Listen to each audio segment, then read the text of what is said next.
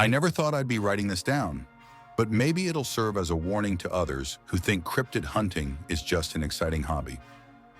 3 months have passed since that night in the Allegheny National Forest, and I still wake up in cold sweats, reaching for my neck to make sure those long, spindly fingers aren't wrapped around it. For 8 years, I'd been what you'd call a weekend cryptid hunter. Nothing serious, just me, my gear, and whatever local legends caught my attention. I'd investigated supposed Bigfoot sightings in the Pacific Northwest, chased shadow people through abandoned hospitals in Detroit, and recorded EVPs in Civil War battlefields. Never found anything concrete, but that was fine. The thrill was in the chase. That changed last October.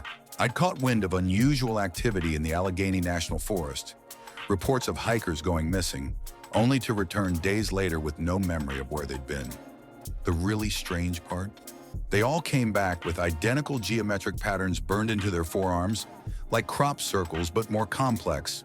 The rational part of me said it was probably just some cult activity, but something about those burns felt different.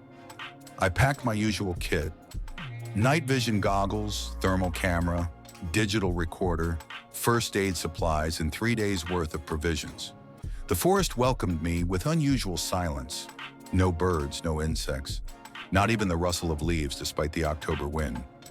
The wrongness of it settled into my bones like autumn frost.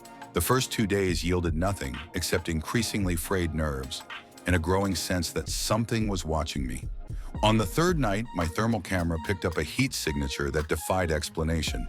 It moved like liquid mercury, but registered at temperatures that should have been impossible in nature. Cold spots that made the surrounding winter air look warm. I followed it. God help me, I followed it. The thing led me to a clearing that wasn't marked on any map. The trees around it were wrong, twisted in ways that trees don't grow, their bark rippling like muscle under skin. In the center stood what looked like a doorway made of pure darkness, darker than the night sky above. My equipment went haywire. The thermal camera screen showed impossible patterns, my phone died despite being fully charged, and my flashlight flickered like a dying heartbeat. That's when I heard it, not with my ears but inside my head. A sound like radio static mixed with thousands of whispered voices, all speaking different languages at once. Something emerged from that doorway.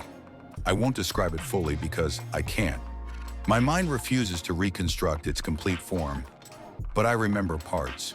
Too many joints, skin that shifted like oil on water, and eyes that reflected questions the human mind was never meant to contemplate. I ran until my lungs burned and my legs gave out. When I finally stopped, I was miles from the clearing, though I couldn't tell you in which direction. The sun was rising, and I was alone in a normal-looking part of the forest. But I knew I wasn't the same person who had entered those woods 3 days earlier. My equipment was gone, dropped somewhere during my panic, but the evidence of my encounter remained. On my forearm, a geometric pattern had appeared, intricate and precise, like the ones described by the missing hikers. Unlike theirs, mine didn't fade.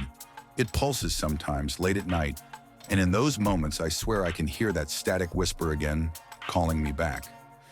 I sold all my cryptid hunting gear the next day, deleted my YouTube channel, took down my blog, and moved to a small apartment in the city where I can always hear the comfort of human noise.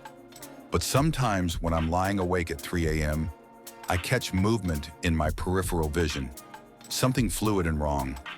And I know with crushing certainty that whatever I encountered in those woods is still out there.